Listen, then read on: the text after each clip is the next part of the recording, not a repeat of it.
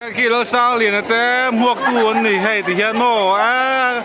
anh tấm tỏ khốp mới hay lại thì hay thì hiện hắn đã tiêu pha bồi xong chính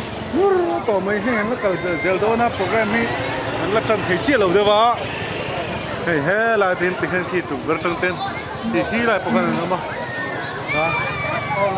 hết là hiện kim kim mà té môi môi té hắn làm thanh to kim kim á môi môi á cái môi môi cái thứ này đó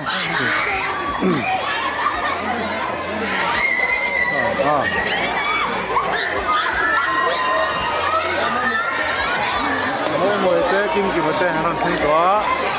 sang liền hắn nó thanh lầu đâu đi cái này liệp quý nấu bằng ăn tấm hết mấy anh gì huôi tỏ mấy thì nghe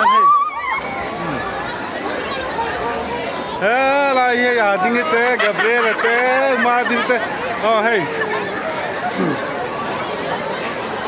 hey là ये दिन नहीं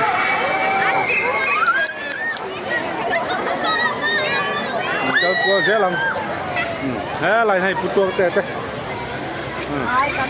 mang ai te đi làm đâu nè làm đâu mà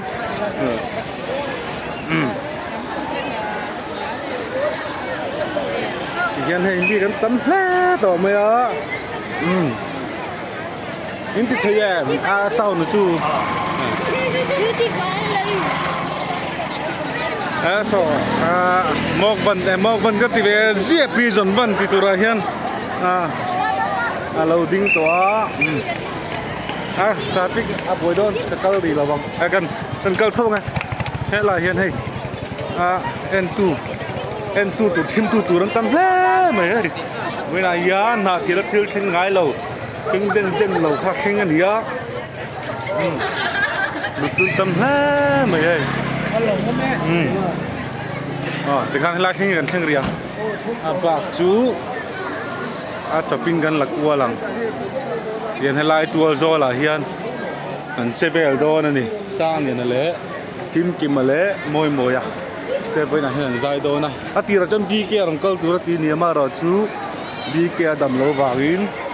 รังเกลเขยตลอดวะอะไรเนี่ยโหตุนุปะ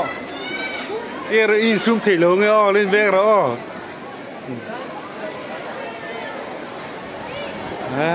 ให้ไล่ดอดเขาที่จังไกดอนมาให้ผู้สาวแต่ป้าปะลามนะสมัยจุดเราเป็นเชื่อhey làm đâu nè chuẩn thì chế qua cái này kia cái system là cái system là nói service din tê còn nhân là nhân hùng đang ăn số là ăn bị bùi kha cái system này thế làm bằng cái system là hiện cái ông thấy này taxi phần tu tê cái số phần tu tê cần nhân là